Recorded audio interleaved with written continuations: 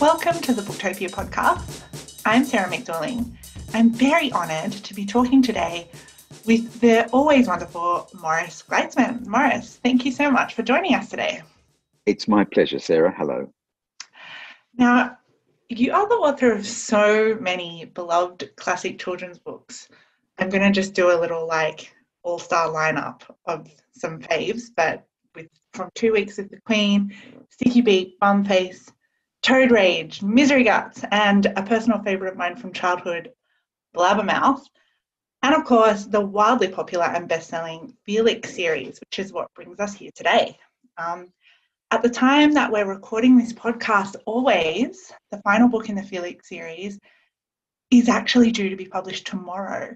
How does it feel to have this long-awaited book almost out there in the world? Well, a mixture of feelings, because it's been long awaited for me as well. I hadn't intended to take quite so long to finish it, but in a way, I think it's fitting that what has been a long and wonderful writing journey for me across these 7 books over the last 15 years, full of unexpected developments. The fact that there's not just one book was the first unexpected development. And I certainly had never planned that it would be 7. Probably, I think by the time I'd written the 5th book, I was thinking, I need an exit strategy here. Not because I didn't want to spend the rest of my life writing about Felix, but because, of course, every story needs an ending. And while each of the 7 books very much has their own individual endings, I've always seen, or since I realized that this was becoming a saga rather than a single book, and as the length of the saga gradually increased, I came to realize that it constituted a story, a single story of Felix's life across the 7 books. And I needed an ending for it because while it's lovely to have a series that's enjoyable and there's more to read, the real meaning of any story for us as individual readers can't come into being until there is an ending. So after about book 5, I decided, well, just how much more do I feel I need to write about Felix? And I knew I wanted to write a book about what brought him to Australia as a young post-World War II refugee, and that became Maybe. And I also knew that I I wanted a final story for Felix towards the end of his life, one that would bring his life to quite a large degree full circle, both physically in terms of taking him back to where we first met him in Eastern Europe, and emotionally, more importantly, that optimism and that hope for the future that has helped get Felix not only through the very difficult years of his childhood, but throughout the rest of his life. I wanted to finish on a sort of up note there for Felix, that I wanted him to have an experience and form a new friendship with a young person that would cement for him the notion that even when he's no longer around physically, that some of his hopes and dreams for the future of young people everywhere and our human society will be in other hands capable of making some of those differences that we will depend on for our human enterprise to continue into the far, far future. And so that's the book that I've been working on for the last couple of years, the book that is just about to be published, and a book that I was both delighted and occasionally taken aback to discover had some surprises for me, not just in the final form of the story, but in the little journey, or the 2-year journey I went through to actually write it, which involved writing more than one version of the book, basically. Oh, how many versions did you go through? I wrote 3, and they all had essentially the same story or the same dynamic for Felix. those elements that I mentioned just now, those broad elements of what I was setting out to do remain the same. Why I wrote 3 versions was mostly because of point of view. The first version was told to us, as have been 5 of the previous 6 books, in Felix's voice. In this story, Felix is 87 years old, so the voice is both the same and different. It's still the Felix we know, but his voice now is to some degree, quite a large degree, the product of his 87 years of experience, and I spent a lot of time trying to decide how much of the young Felix that has always remained a part of him can actually be expressed noticeably through his voice. And it's a tricky one, because when you have a character who's 87, even if they very legitimately have never lost their younger self in their view of the world and in their life energy and in their, sometimes even in their way of expressing themselves,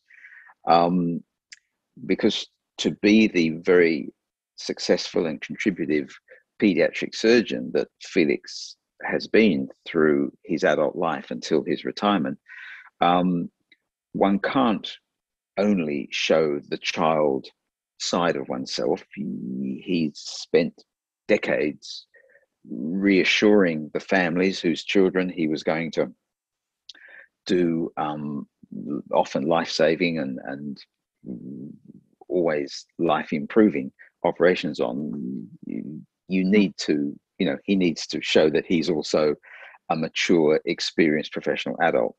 So in having his voice tell us the story now, towards, in his 87th year, there was a balance I needed, or quite a difficult juggle, really, because the tricky thing is that if you have any sense that an 87-year-old is seeming a little more childish, even momentarily, than they might normally be, our culture, sadly, for good reason, has been conditioned to think, oh, I wonder if, a bit of dementia might be creeping in here. And I didn't want that as a kind of confusing element, because it certainly isn't the case for Felix. He's got sort of an elderly bloke's physical challenges, but mentally still totally unimpaired. So anyway, I wrote the first draft of the story from Felix's point of view, just entirely in his voice. And I did several drafts, and then when I was really contemplating whether this should be the version that is published, I felt I'd got that balance with Felix's voice pretty well, but I was still left feeling that I wanted more of a presence of a child's voice in the story. And as I just explained, I couldn't give Felix more of that child's voice. The other very important character in this story, the all-important character really, in terms of what this experience is able to do for Felix, is a 10-year-old Eastern European boy with an Eastern European mother and an African father called Wasim. And I decided that I would rewrite the story in the second version with Wasim telling us the story, that it would come to us entirely through his voice. And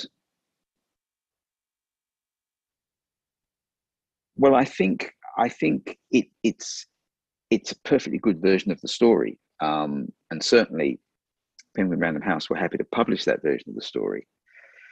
And in some ways, I felt more comfortable with it because it felt as though it was continuing the tradition of this series, in which every other book is told to us, either in the case of 5 of the previous books, in Felix's younger voice, or in the case of now, the other story in which Felix is an elderly person. It's told to us by his 11 or so year old granddaughter, Zelda. And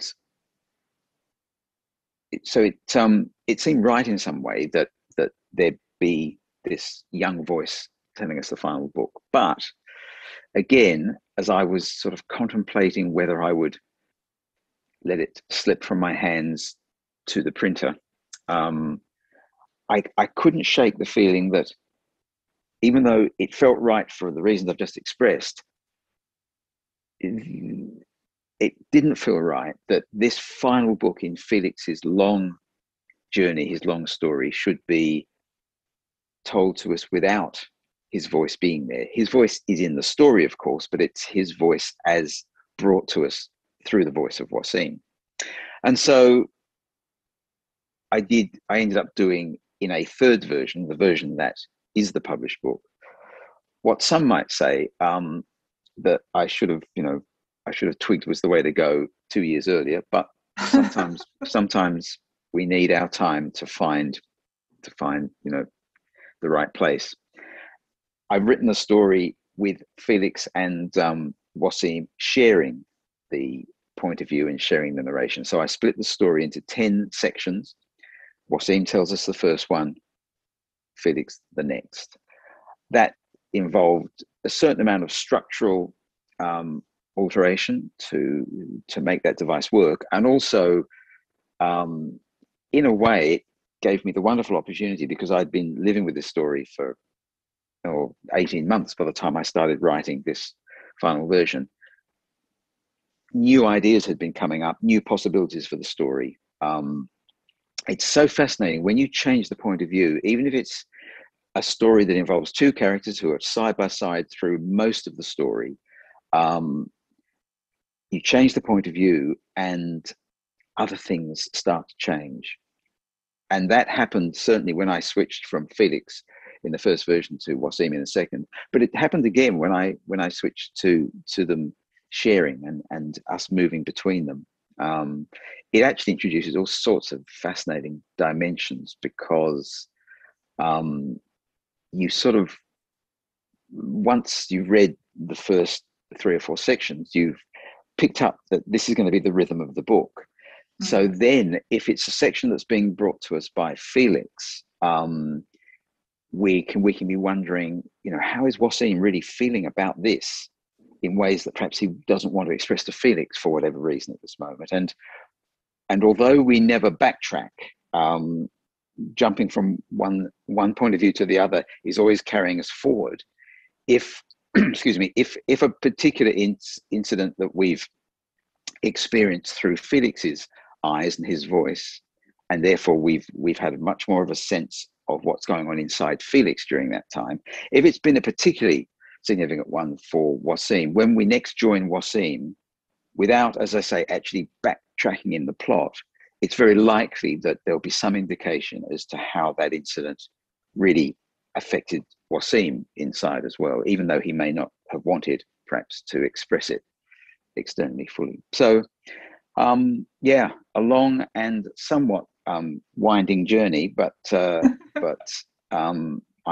I feel very grateful that everybody else involved in this process, my publishers and the characters in the story, all showed me the patience that I needed to be able to get to where it is now. I think this is absolutely the book that I was striving for, and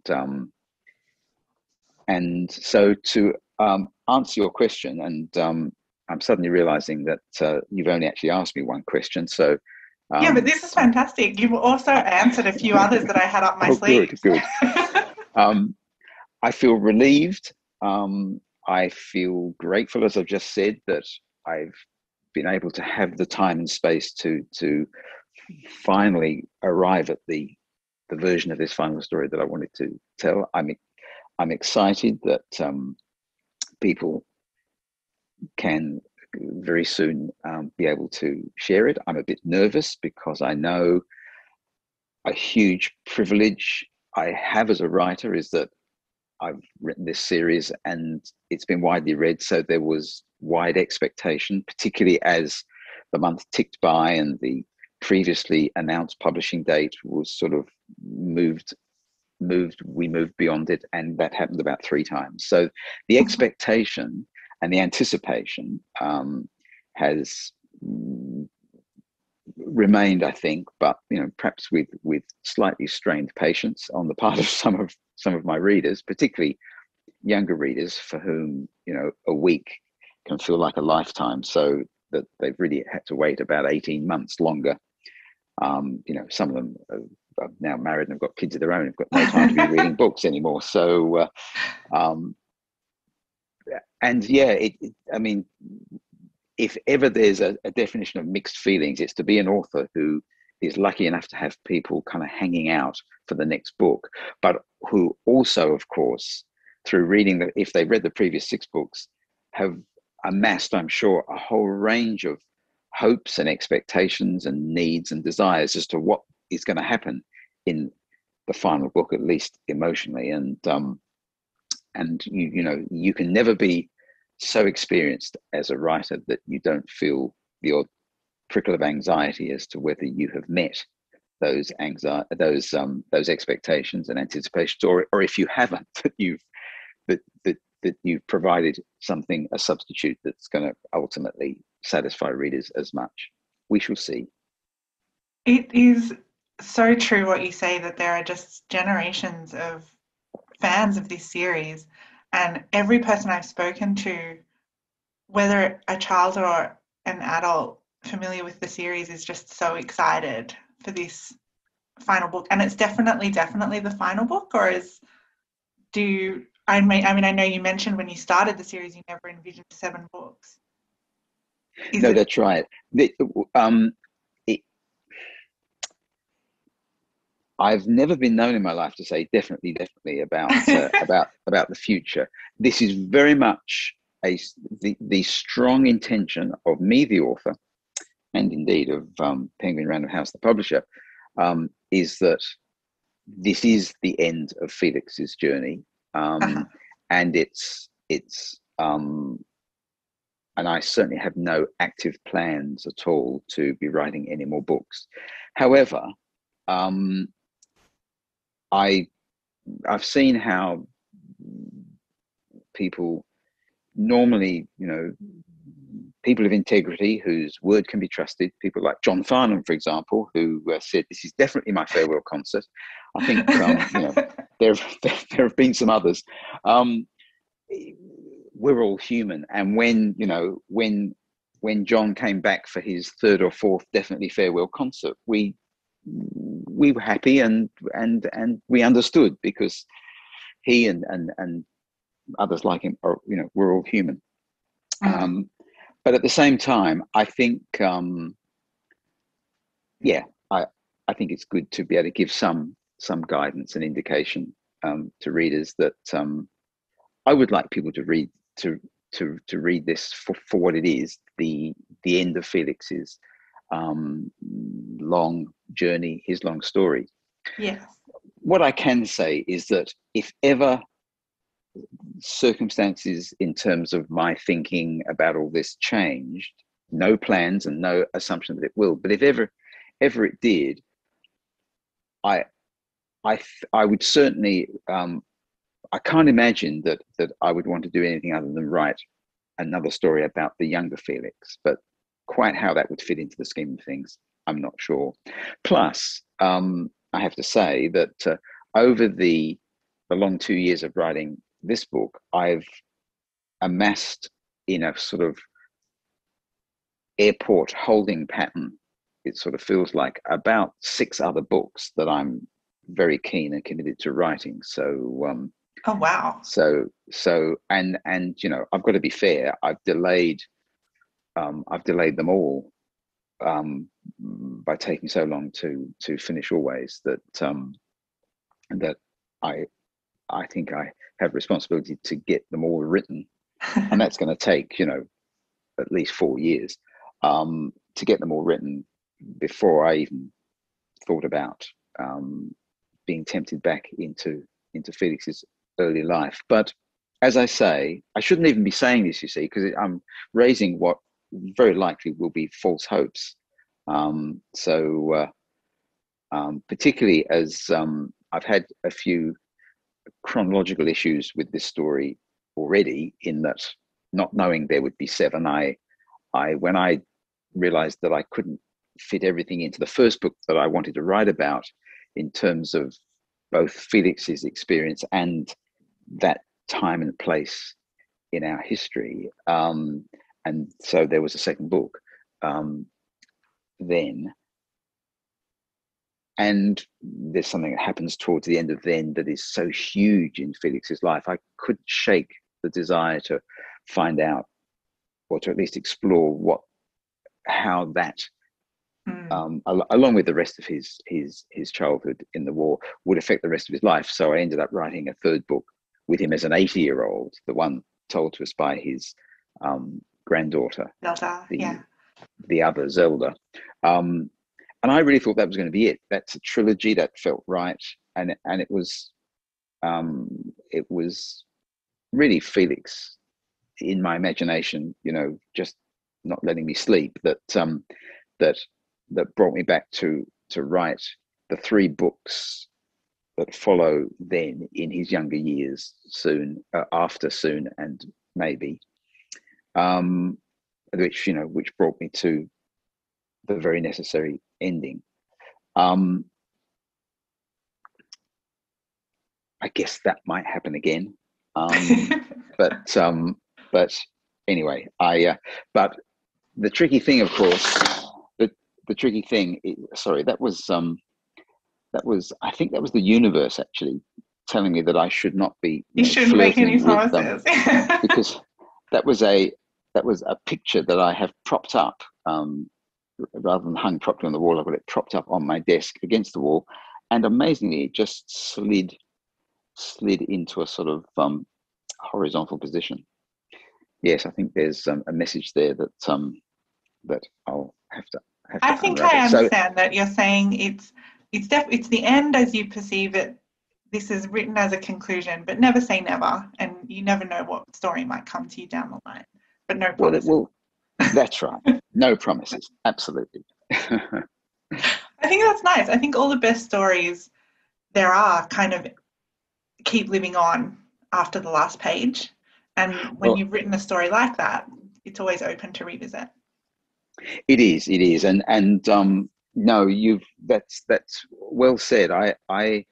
I've always valued hugely the notion that even when a story is in sort of dramatic and structural senses fully concluded, if it's been a book worth reading, it lives on in our minds in all sorts of ways. And I've there have been times when I haven't wanted to fully conclude an individual book, where I've wanted to leave it a little open-ended, never totally so, but to a degree, partly because I like to write about the biggest problems in the lives of my young characters, and some of them are so big that they don't really, to try and find a total solution to make the archetypal happy ending is just not credible, really. I think it's a disservice to young readers to kind of pretend that every problem can be neatly wrapped up and everyone's happy ever after. I've never been interested in writing stories which leave a young character feeling worse about themselves and their world at the end of a story than they did at the beginning. So the whole point of a story, really, no matter how real it's being about the nature of some of the problems we face as individuals or families, or as a global community, I think it's important to be real about them, but not sort of bleak and hopeless, because there's plenty of other aspects of life that can reflect a bit of bleakness and hopelessness, yes. if we care to look. But stories have the capacity to be both honest and even a bit fearless about the very tough aspects of life that none of us are going to totally avoid, no matter how privileged and lucky we are. So to find a balance, the stories are able to show that side, but also show at least the potential for all of us to have the best parts of us and the best parts of our hopes and dreams, contribute in a really wonderful way to our lives. And that's been my approach to stories from the very beginning. But it has meant that sometimes I've got characters who've got problems in their lives that will probably never be solved. And what I hope such a story does between the first page and the last is to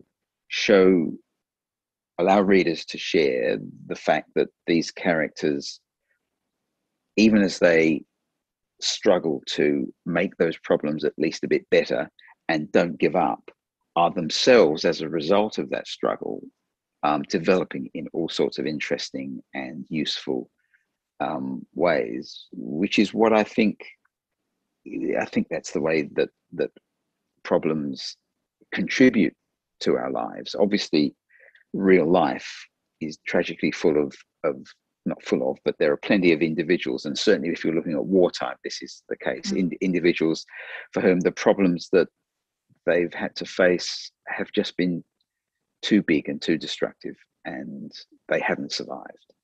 But the potential is always there for us to survive and to flourish, even though we do have problems in our lives that in some cases will always be there. And I found the 2 years recently I spent as Children's Laureate, and I had to do a lot of talking, as much as I could actually, to adults to remind them just how important, beyond entertainment and the very valuable escapist opportunities, how for young readers their stories have the capacity to give them some really important experiences that, alongside the young characters in these stories, give young readers, without them being consciously aware of it, the opportunity to traverse some physical landscapes in their imaginations, and to traverse some cognitive and emotional landscapes that are actually helping them move in a developmental way to levels of achievement and ability that I believe it's likely they wouldn't have achieved if they weren't including in their life experience a regular diet of stories that are about challenging experiences, but that also show that we can, particularly if we work together, we can get through these challenges and come out the other end as the sort of people that we'd like to be, and that our parents hope we'll be. Not necessarily synonymous, I have to also add. That was beautifully said. And Maurice, you have this uncanny ability to answer my questions before I ask them. I wanted you've mostly answered this, but I wanted to ask why it is you think this series resonates with so many children. What it is about Felix's story. You've so wonderfully sort of laid out how it was for you writing it. Beginning it as a standalone, and then realizing no, it's going to be a trilogy, and now here we are with book 7. You're drawn to this character as the creator of the character, but readers as well are so drawn to Felix. And why do you think that is? When I set out to write the story that has eventually led to this series, but which initially became the book Once, I set out at first thinking not about war, but about friendship. And it was only when I really had a look at some other friendship stories and thought about friendship in my own life and in the lives of people I knew well, that I started to become interested in the notion of exploring friendship in terms of just how strong and sustaining it could be, regardless of the circumstances. And I chanced one day on the notion that I would create the best possible friendship I could between two young people, and then I would place those two young people and their friendship slap bang in the middle of some of the most unfriendly human behavior on a very large scale that I could sort of countenance. And that, of course, immediately made me think about war. And I think, as I said before, I would never set out to write about something without trying to be honest and real about it, but always in terms of the terrible events, the atrocities sometimes, and the for I know many younger readers in this particular series, there are many moments through particularly the earlier books where young readers who perhaps haven't done a lot of that history of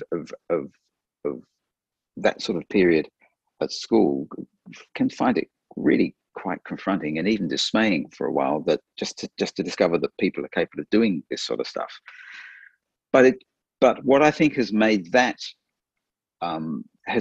young readers want to continue turning the pages is that it's always done in the context of, in one sense, the more terrible were some of the threats and the experiences that Felix and Zelda and the other young characters had to go through, that to the extent that they were surviving, not all of them all of the time, of course, because that was another truth that I couldn't allow myself to evade. But for Felix, certainly, he does survive. And to me, it was as important that he survive emotionally and psychically, and in terms of his capacity for optimism and the creative thinking that drives that. It was as important for me that he come out of this capable of having a fulfilling and contributive and loving life, which is indeed what has happened to him. But that was as important as his physical survival. And that was quite a big ask, because not everybody who goes through the sort of experiences that Felix does as a child has things turn out that well. Also, of course, what I did know was that Felix would always have sadness, and he would always have regrets, and he might always have some guilt at being somebody who survived in a context where so many didn't. And so his continuing journey is that he discovers, and through sharing this with him, I guess we discover, or perhaps just reminded, that we can have some significant strands of sadness and other,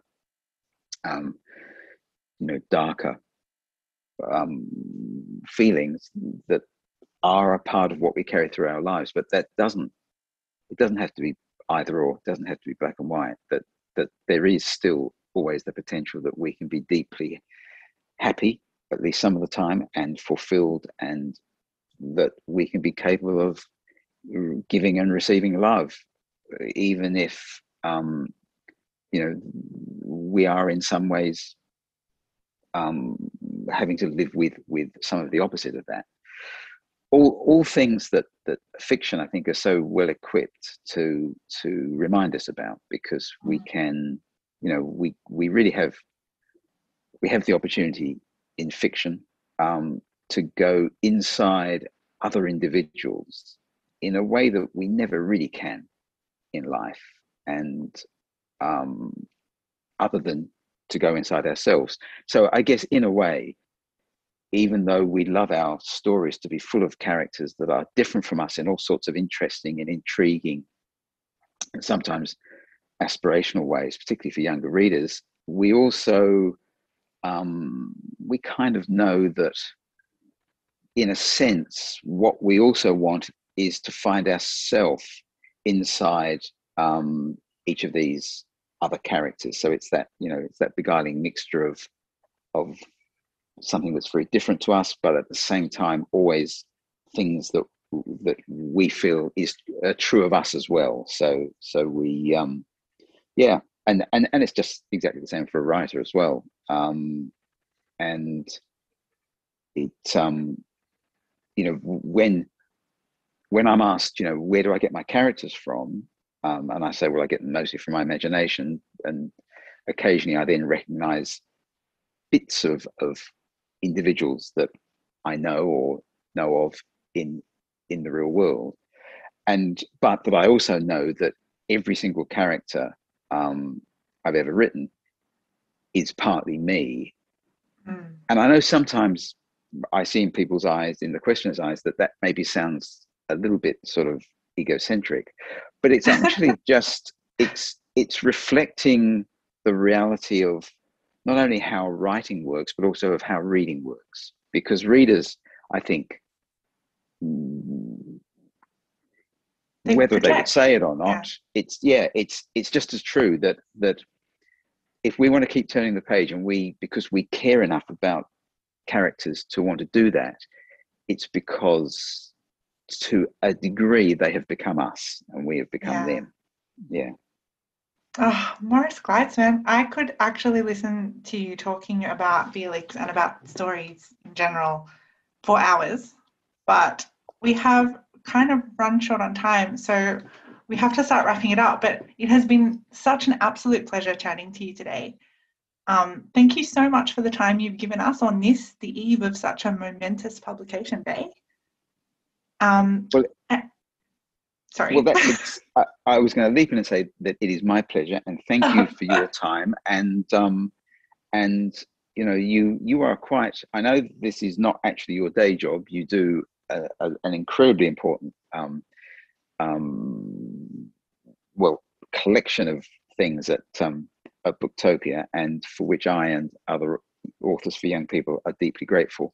But the fact that it turns out you're one of those rare interviewers who only need ask half a dozen questions, but they are so perfectly judged and expressed with a voice that is unmistakably the voice of a passionate reader, as well as an exemplary book industry professional.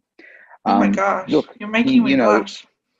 One question, and I was just sort of rabbiting on for what felt like a delightfully long amount of time. So thank you very much.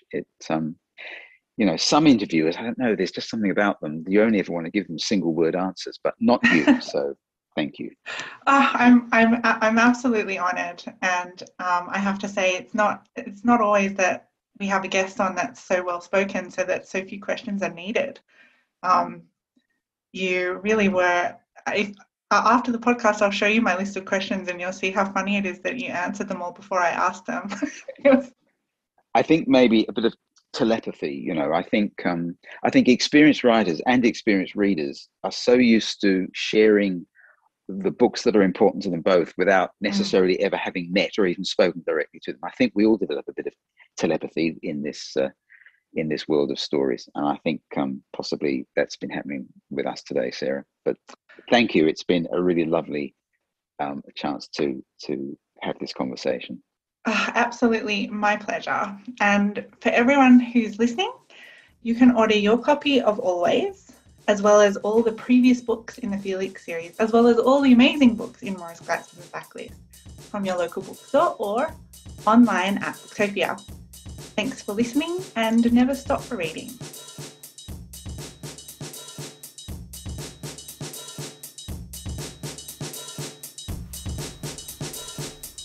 Thank you for listening to the Booktopia podcast channel. Don't forget, you can subscribe to us on Soundcloud and iTunes for free and get access to hundreds of author discussions, book analysis pieces, and more. Or, if your eyes need a workout, head to Booktopia TV on YouTube. Don't forget, for all books featured in this podcast and for access to a whole bunch of other fun content on our blog, head to Booktopia, Australia's local bookstore, at booktopia.com.au.